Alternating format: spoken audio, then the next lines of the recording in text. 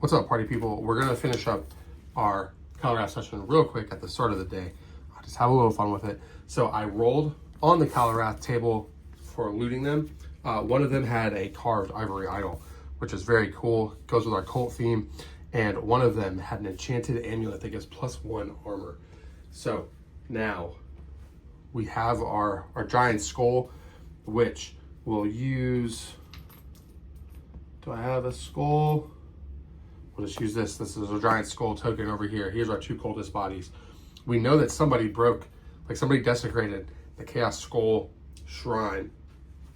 Our boy's gonna come back over here. He's gonna see if he can investigate the skull and see if there's any clues. So we're gonna make a roll. This is an intelligence roll, which he is actually -1 to. So we're gonna roll these, look for an 8. Okay, so there is a clue. He's able to figure something out. How do we figure out what he's able to figure out? Okay, we're just gonna use our insight table again. So this is a 2d6 roll, an 11, so that he finds he can tell that it's ancient. We can do up to 3 on these. It's an ancient, strange.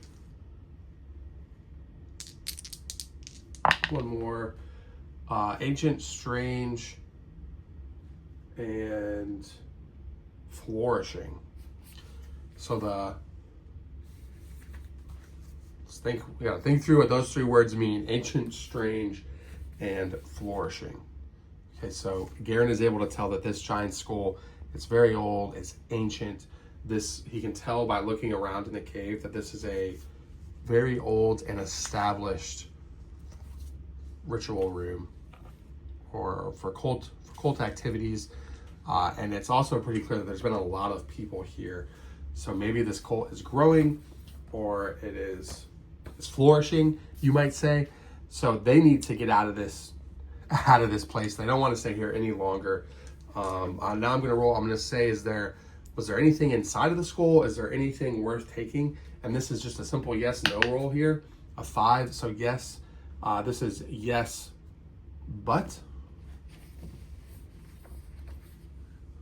I think yes. Oh, 5 is just a flat yes. So there is something inside. Let's see what's inside. We just roll on the item table. See, a lot of solo role playing. This is why I like the Prima Materia dice, because right now there's just a whole lot of rolling, and we're generating the story off the rolling, and it kind of takes you out of the vibe. I think it's cool. I do like it, and I love rolling dice.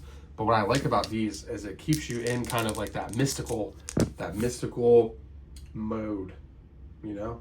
So 53 on our treasure table is there. Let's see what that is. Getting a lot of loot here. 53. There's a brass lantern. So he'll snatch that up. So it's amongst the skull. So maybe somebody tried to burn it. And I'm just writing this in my notebook. I'll go back and update my character sheet. It's worth 12 silver. So the brass lantern is the clue for who tried to desecrate this shrine and maybe burn it down. So maybe the bones of the giant are ruined and they're charred and burned. So somebody burned this altar table down. There is a lot that you can gain from the tables, especially the Arath tables. The Arath tables are great because it builds the lore of the world through the tables, through every table in the book. So that is the cool part about tables. I'm actually kind of on the fence, or not on the fence, but tables are good, tables are bad. There is a time for them. I'm going to be definitely going back and forth between tables and these dice because Arath is awesome and the tables are very good. I forgot how good the tables were. This is my first time playing it. I did read through it a lot. So now we have our story. We have our hero and now his new ally, the giant praying mantis. They're kind of stuck in the middle between the giant skull cult that we don't really know much about and whoever was desecrating the cult temple and ruining it and burning this skull. So I think between last session and this session that we're just finishing up now, we have the carved ivory idol to find out more about the cult. We have the brass lantern to learn more about who is against the cult, And we still are trying to get out of this hex to go look at the battle barge crash site. So now we have 3 different paths we can go down, which is pretty cool, and it's pretty awesome for storytelling. So let's wrap this up. These guys are gonna walk out of the cave. It's toward the end of the day. I've already taken their rations away. They do need to rest and camp, but we're gonna get away from this cave, maybe hide up into the forest away, so they can hide themselves and like see if anybody goes into the cave, but they're gonna rest up and camp. And now we roll to see if there's a nighttime encounter. We're looking for, so 1 and 2, there's a nighttime encounter. There is not. So they're gonna take turns throughout the night keeping watch, and the day has passed, and now it's a new day, which we'll pick this up next time. But so now let's get into the day's hobby. Okay, so actually I'll show you a leveling up process real quick. So you can pick either to get more HP or a skill point, or a skill, pretty much. We've gotten our 2 XP points from last session and this session, so there's our level up. What I want to do is probably get more HP. Just we only have 2, so we can put 1 point in any stat, and then at 3rd, 5th, and 9th level you can get more actual skills. So I think we definitely have to get more HP. So first you roll, I believe it's 6d6. Yeah, 6d6 versus your current HP. So I'm not gonna, actually, you know what, rolling 6 dice is fun. So I guess we'll roll 6 dice to see what we get here. We have to beat a 2. So obviously we're gonna beat a 2. We'll use this one that just rolled good. So now we get a d6 additional HP. Hopefully we get high here. Oh my goodness. We only get 2 more HP. That's okay. We're at 4 now.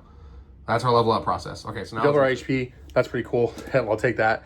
Updated my sheet. I just put myself back to 0 experience. So now I know I need to get 3 experience points to get to level 3.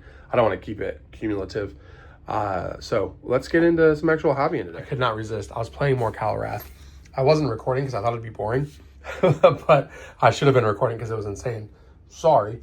I'm going to do a quick recap. So we woke up the next day from our camp. We didn't light a campfire because we were afraid the cultists would find us.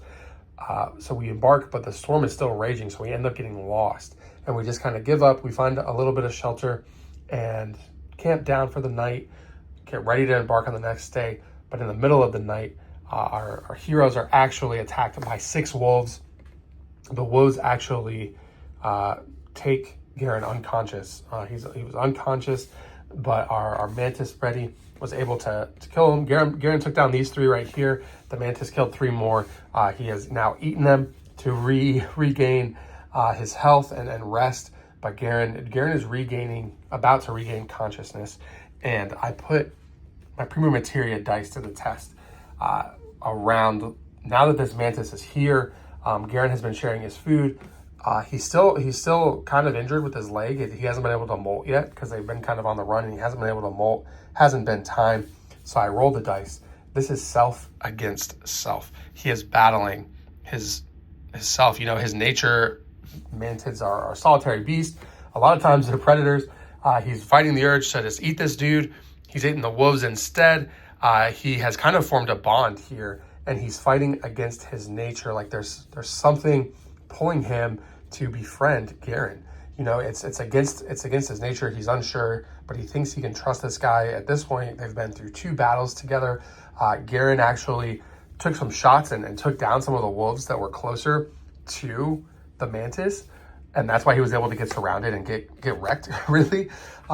So I rolled this, and it has kind of, that's where we're at with it, with the battling of the self with our mantis guy. And also, it's crazy doing combat with no miniatures. It's kind of fun. It's really fast paced. I like it. I should have recorded it. But then I just flat out Arath style, does the mantis stay? And I rolled a 6. And a 6 is a yes and. So not only does he stay, but he's kind of decided that he's with Garen for the long haul. So I think I'm actually going to spin up a character sheet for our giant mantis, and he's going to kind of join as a real character. Okay, so to wrap up, I used the Arath Twin Sun Sutra at the very, very beginning. Even there's a little, almost like comic, but then there's a cult/mystic order generator. I use that to generate the Transcendent Order of the Hidden Mysteries. Their influence, they are hidden, mysterious, but legendary. They're led by a stigmatic charlatan. Their headquarters is in the barbarous north, where plains give way to tree and white snow. They're said to reside the hidden Iron Flower Fortress, made completely of rusting metal and adorned with skulls. They practice every morning. The worshippers stare directly into the sun and offer prayers to prevent its rise the next day. Their current main goal is to bring about the great rains to submerge all of Arath once again beneath the waters, so that the dread ones might rise again. How perfect is that? We're in 2 days of thunderstorms. I just D6'd all of these that was generated. We got stuck in a storm 2 days in a row, no sun, just raining. Very cool. Arath is just so good. I think this is the second supplement. I was digging through, I have all of them, but I was digging through them and noticed that cult generator was there. I wanted to kind of stick to just the first book for a little bit while I'm playing it to enjoy it. I turned our praying mantis boy into a character. I just made him level 1. I gave him 2 strength, 0 agility, 2 toughness, 2 intellect, and then -1 prescience. He has his leaping attack, but I also I wanted to play around with the magic, and I just thought it was ridiculous that we now have this giant matted character. So I made him a magic user. I rolled a d6 and I came up with Pact of Blood. So he has the draining spell. He has 21 HP, which is what I rolled when I generated him from the monster manual, the bestiary, not the monster manual, but the bestiary in the back of the book. So he can't wear armor. He does have 2 points of armor because of his chitin, which is also from the bestiary entry. But I think 21 HP is probably going to be too high.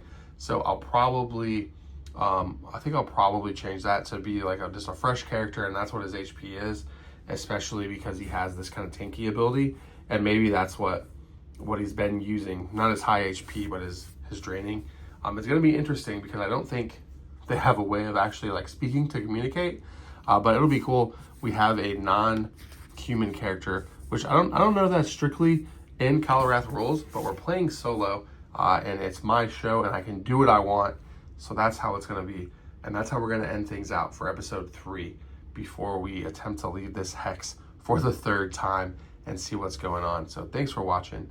I got a lot of painting done, a lot of Arath today, a lot of 3D printing stuff, a lot of behind the scenes stuff. Very excited about. So stay tuned for more. Bye.